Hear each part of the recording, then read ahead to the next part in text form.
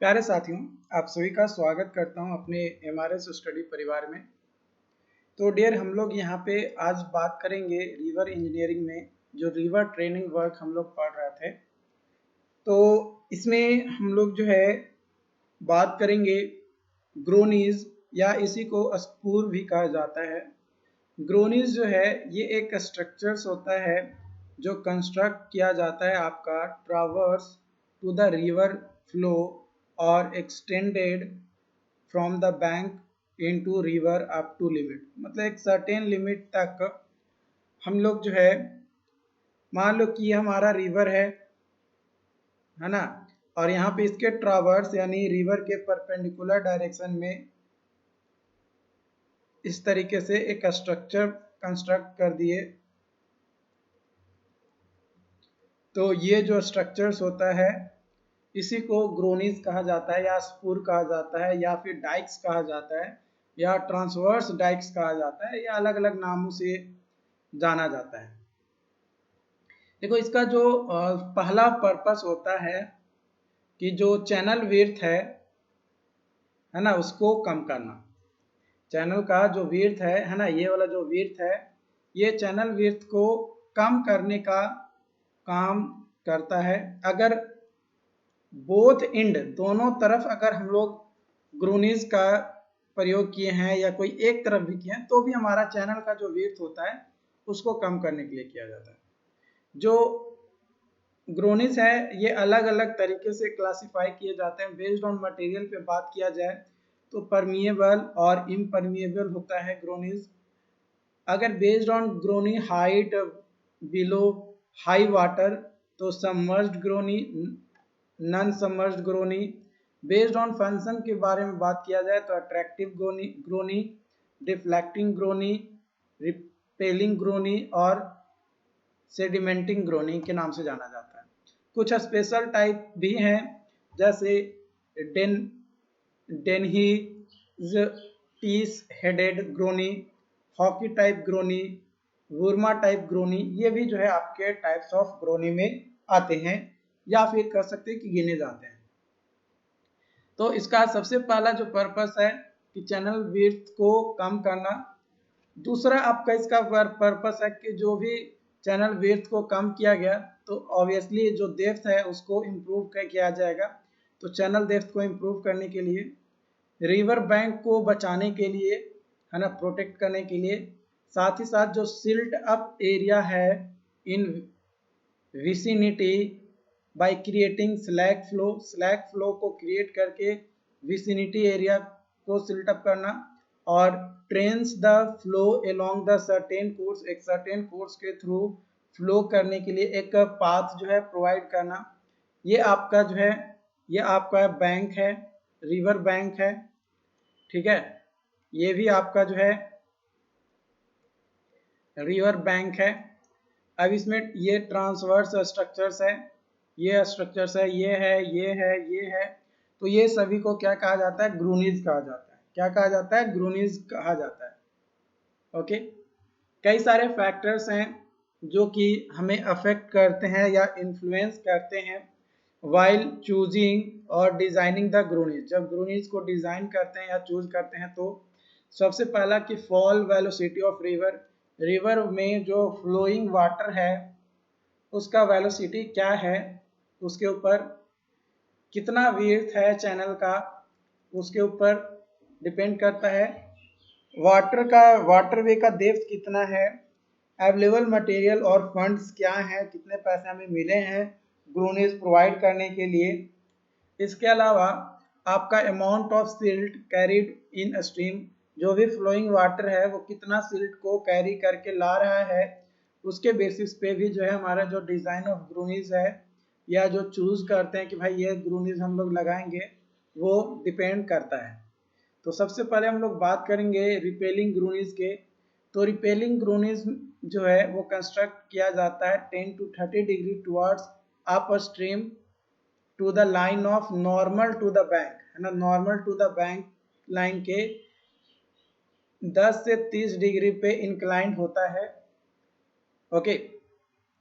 The head groynes cause the current to deflect in direction nearly perpendicular to itself, है ना। Perpendicular to itself जो है nearly क्या करता है, डिफ्लेक्ट करता है जो भी फ्लो ऑफ करंट होता है या वाटर होता है वो।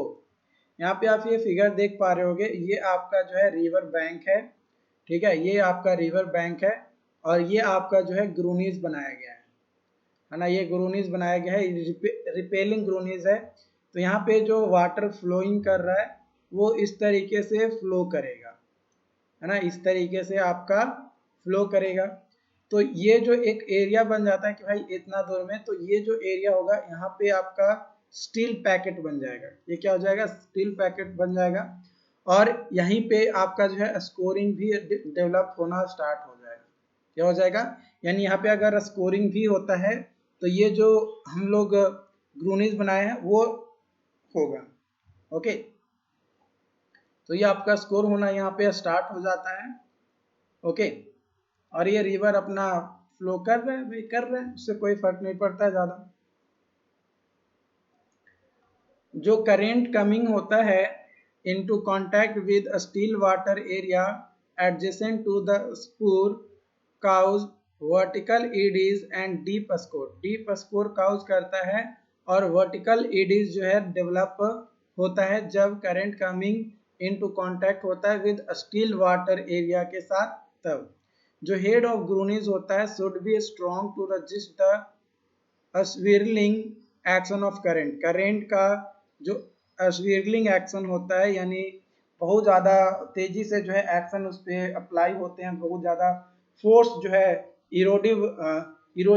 इरोसिव फोर्स जो है वहाँ पे एक्ट होता है। तो वो जो इरोसिव फोर्स एक्ट हो रहा है आपका, उसको रजिस्ट करने के लिए हमें जो हेड बनाना रहता है ग्रोनीज का, वो अच्छा हेड बनाना होता है, क्योंकि जब तक आप अगर अच्छा हेड नहीं बनाएंगे तब तक वो अच्छे तरीके से वर्क नहीं करेगा। धीरे धीरे ओवर द टाइम पता चलेगा कि आपका ग्रूनीज जो आप ट्रावर्स डायरेक्शन में बनाए हैं वो आपका खत्म हो गया, है ना, वो क्या हो गया, आपका खत्म हो गया। तो ये चीज जो है आपको ध्यान रखना है जब भी डिजाइन वगैरह हम लोग कर रहे होते हैं तब। ओके,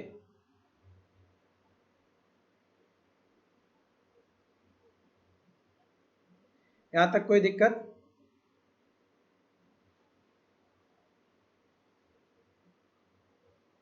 चलो आगे बढ़ते हैं। अगला है आपका डिफ्लेक्टिंग ग्रूनीज। डिफ्लेक्टिंग ग्रूनीज जो है ये much shorter length than repelling groyne होता है। ये जनरली आपका रिवर के बैंक के परपेंडिकुलर बनाया जाता है और ये इसका जनरली काम होता है कि जो वाटर फ्लो का जो डायरेक्शन है उसको बस डिफ्लेक्ट करने का काम करता है। तो ये आपका डिफ्लेक्टिंग ग्रूनीज है, ये बैंक है, रिवर बैंक। ये आपका ग्रूनीज बनाया गया just perpendicular to the bank, है ना, परपेंडिकुलर है। और ये बस काम क्या करता है कि जो डिफ्लेक्शन है, वाटर फ्लो का जो डायरेक्शन है उसको बस डिफ्लेक्ट करने का काम करता है, उससे ज़्यादा इसका कोई यूज नहीं है। उसके अलावा दूसरा है आपका अट्रैक्टिंग ग्रूनी। अट्रैक्टिंग ग्रूनी जो है ये कंस्ट्रक्ट किया जाता है downward pointed of normal flow of direction. जो नॉर्मल फ्लो ऑफ डायरेक्शन होता है उसका जो डाउन स्ट्रीम होगा या डाउनवर्ड पॉइंट होगा उधर की ओर इसको इंक्लाइंड करके बनाया जाता है। When Groningen point downward stream, it causes a score hole to form closer to the bank. Bank के क्लोजर क्या फॉर्म करता है, स्कोर होल जो है फॉर्म करता है। Then Groningen inclined at right angle, है ना, जो राइट एंगल पे आपका इंक्लाइंड होता है ग्रूनीज उससे। Therefore they tend to maintain deep current close to bank. जो डीप करंट आपका था उसको मेंटेन किया जाता है जो आपका बैंक के पास होता है वो। तो यहाँ पे आप देखेंगे तो ये आपका 45 to 60 डिग्री ये डाउनवर्ड स्ट्रीम की ओर ये झुका हुआ रहता है, इंक्लाइंड होता है। ये आपका बैंक है, रिवर बैंक ये, है ना। अब यहाँ से वाटर आएगा आएगा आएगा ऐसे होकर ये आपका जाएगा। तो स्कोरिंग जो है आपका यहाँ पे कहीं पे फॉर्म होगा जिससे ज़्यादा इफेक्ट जो है हमारा बैंक पे नहीं पड़ता है ना। बैंक पे जो डीप करेंट जनरेट होता है उसको मेंटेन करने के लिए जो है ये लगाए जाते हैं। इसके बाद आपका आता है सेडिमेंटिंग ग्रोनी। सेडिमेंटिंग ग्रोनी जो है ये वैसा टाइप ऑफ ग्रोनी है जो ना ही आपका डिफ्लेक्टिंग नेचर्स का होता है ना ही रिपेलिंग नेचर का होता है। फ्लो जो भी वाटर का फ्लो होता है उसका, ये बस जो सिल्ट डिपोजिट होता है, बस यहाँ पे क्या होता है कि सिल्ट का जो डिपोजिशन होता है वो यहाँ पे आपका आता है, जो कि परमिएबल ग्रूनी जो है वो सेडिमेंटिंग ग्रूनी का ही टाइप्स है ना। सेडिमेंटिंग ग्रूनी का बस एक टाइप है परमिएबल ग्रूनीज। ओके, तो अब बात करते हैं हम लोग आगे इम्परमिएबल ग्रूनीज के बारे में। तो ये इसको जो है सॉलिड या इम्पैक्टमेंट ग्रूनीज के नाम से भी जानते हैं। ये जो फ्लो होता है वाटर का उसको परमिट नहीं करता है ना, यानी इसके थ्रू वाटर फ्लो नहीं करता है। They are constructed by a core of locally available material. Locally available material से बनता है, जैसे सैंड, क्ले, ग्रेवल से बनाया जाता है। And heavily protected on side by resisting material, है ना। जो आपका साइड है वो रजिस्टिंग मटेरियल से प्रोटेक्ट किया जाता है, like stone pitching, concrete block, इन सभी से क्या किया जाता है, जो साइड होता है ग्रूनीज का, इम्परमिएबल ग्रूनीज का, उसको प्रोटेक्ट किया जाता है। जो साइड स्लोप होता है वो आपका होता है 2:1 to 3:1, और फ्रंट स्लोप जो होता है वो 3:1 to 5:1 होता है। And apron must provided at bottom of slope. Slope के बॉटम में क्या प्रोवाइड करते हैं, एप्रोन, जिसको लॉन्चिंग एप्रोन कहा जाता है, वो प्रोवाइड करते हैं। वो इसलिए प्रोवाइड करते हैं ताकि जो स्टोन हम लोग पिचिंग किए वो स्लाइड ना हो जाए, इसलिए, यानी पिचिंग स्टोन्स को स्लाइड होने से बचाने के लिए जो है लॉन्चिंग एप्रोन या एप्रोन को प्रोवाइड किया जाता है। They are designed as repelling, deflecting and attracting groyne. ये जो इम्परमिएबल ग्रूनी है इसको रिपेलिंग, डिफ्लेक्टिंग या अट्रैक्टिंग ग्रूनीज के तौर पे बना सकते हैं, एज पर आवर रिक्वायरमेंट की किस तरीके का हमें जरूरत है उसके बेसिस पे हम लोग जो है बनाते हैं। परमिएबल ग्रूनीज ये अलाउ करता है, लेकिन फ्लो ऑफ वाटर को अलाउ तो करता है लेकिन रिस्ट्रिक्टेड वे में, है ना। कुछ ही वाटर को जाने देगा, सभी को नहीं। ये एक टेम्पररी टाइप ऑफ स्ट्रक्चर्स होता है ग्रूनीज का, इन विच डैमेज में occur due to floating bodies, है ना। जो फ्लोटिंग बॉडीज होते हैं उसके कारण से इसके जो स्ट्रक्चर्स होते हैं उसमें डैमेजेस होते हैं। Groynes cause depositions of sediment near it because reduction of flow velocity. जो फ्लो का वेलोसिटी है वो रिड्यूस करता है, तो जब फ्लो का वेलोसिटी रिड्यूस होगा तो ऑब्वियसली जो हमारा ग्रूनीज क्या काम करना लगेगा कि जो भी वो सेडिमेंट लेकर आ रहा है रिवर, उससे वो क्या करेगा, कहेगा कि भाई तुम यहीं पे रख दो, हम तुम्हारा सेवा करते हैं, तुम कहाँ भागे जा रहे हो, कहाँ कहाँ तुम घूमोगे, है ना। और वो वहीं पे रह जाता है। इसका एडवांटेज के बारे में बात किया जाए तो very cheap in cost of construction. Cost of construction जो है सस्ता होता है। स्मॉल क्वांटिटी ऑफ स्टोन जो है रिक्वायर्ड होता है। बेटर परफॉर्मेंस होता है एज कंपेयर टू इम्परमिएबल ग्रूनीज के कंपैरिजन में। मोर सुटेबल होता है डीप नैरो रिवर के लिए। और ये डज नॉट चेंज फ्लो अब्रूटली, यानी जो फ्लो ऑफ वाटर होता है बहुत ज़्यादा चेंज नहीं करता है, क्योंकि जो लिमिटेड वाटर होता है वो इसके थ्रू क्या होता है, पास कर जाता है, इसीलिए।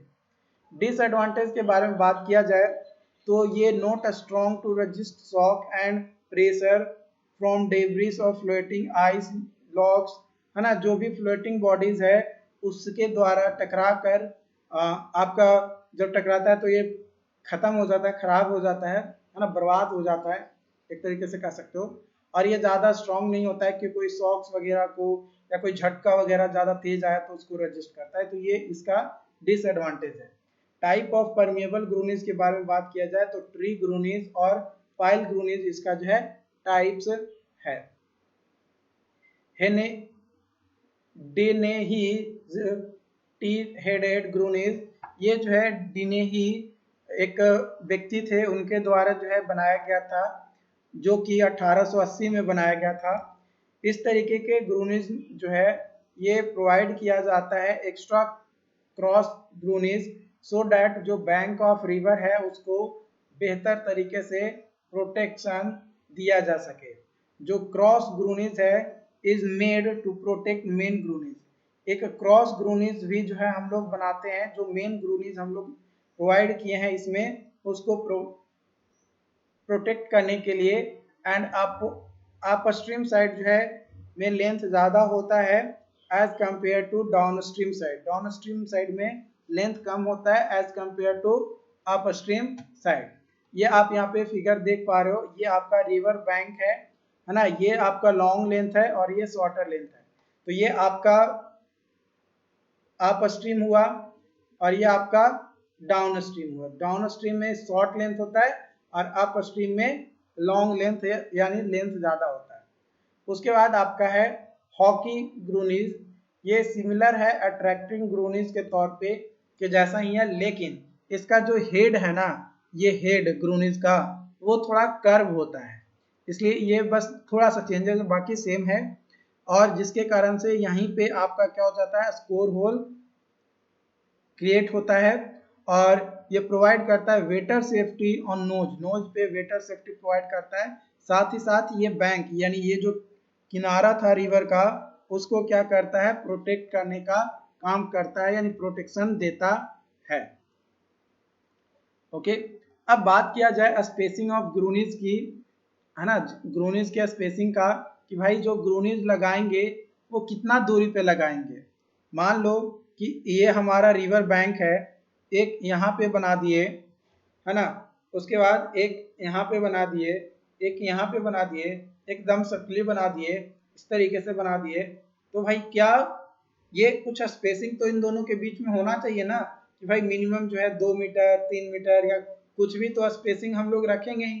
तो कितना स्पेसिंग रखेंगे वो बात करते हैं। तो इन जनरल प्रैक्टिस यानी जनरली जब हम लोग बात करते हैं स्पेसिंग ऑफ ग्रूनीज का, तो 2 to 2.5 है ना, 2 to 2.5 टाइम्स जो होता है लेंथ ऑफ ग्रूनीज के। यानी अगर ग्रूनीज का लेंथ 10 मीटर है तो 20 से 25 मीटर की दूरी पर एक ग्रूनीज बनाएंगे, है ना, 20 से 25 मीटर की दूरी पर एक ग्रूनीज बनाएंगे। जो स्पेसिंग होता है may altered under the flowing condition. जैसे पहला है कि जो आपका स्पेसिंग होता है further apart on convex than concave. Concave के कंपैरिजन में थोड़ा दूर जो है बनाते हैं। वही अगर स्पेसिंग हम लोग वाइडर रिवर है तो हम लोग क्या करते हैं कि जो स्पेसिंग होता है वो थोड़ा कम पे हम लोग बना देते हैं। अगर बहुत ज़्यादा वाइड रिवर है तो स्पेसिंग जो है थोड़ा कम कर देते हैं, है ना। और अगर कॉनकेव बर्न हो रहा है तो कॉन्वेक्स बर्न पे थोड़ा अपार्ट मतलब थोड़ा दूर पे हम लोग बनाते हैं। अगर सेम डिस्चार्ज है तो परमिएबल स्पूर में जो स्पेस होता है फर्दर एंड फार्दर यानी दूर होता है, एंड इम्परमिएबल में थोड़ा नज़दीक होता है। इम्परमिएबल अगर है तो इम्परमिएबल ग्रूनीज है तो क्लोजर होगा, और परमिएबल ग्रूनीज है तो थोड़ा फार्दर होगा यानी थोड़ा दूर दूर आपका होगा। ये आपका यहाँ पे जो है सेक्शन दिया गया है ग्रूनीज का। ये आपका इस तरीके का आपका बना होता है। ये 3 मीटर आपका होता है नॉर्मल सेक्शन, ये आपका 3 मीटर सैंड ग्रेवल, और ये 1 मीटर थिक बोल्डर प्रोटेक्शन दिया गया है, जो कि इसी को क्या कहा जाता है, इसी को पैचिंग कहा जाता है। इसी को क्या कहते हैं, पैचिंग कहा जाता है। और ये जो थोड़ा डाल देते हैं एक्स्ट्रा ताकि ये जो पैचिंग किए हैं स्टोन का वो हमारा स्लाइड ना हो जाए, तो उसको जो है लॉन्च एप्रोन कहता है या लॉन्चिंग एप्रोन जो है कहते हैं। आई होप कि ये जो सेशंस था आपका ये कंप्लीट होता है, और जो भी चीज़ें बतानी थी वो मैंने लगभग बता दिया है। और अगर कोई डाउट्स आता है तो आप हमें चैट बॉक्स में ज़रूर बताइए, क्योंकि जब तक आप हमें नहीं बताइएगा हमें कैसे पता चलेगा कि क्या है क्या नहीं है। अपने लेकिन अपने तौर पे अपने तरीके से मैं आपको बेटर से बेटर कंटेंट प्रोवाइड पूरी तरीके से करवा रहा हूँ। ओके।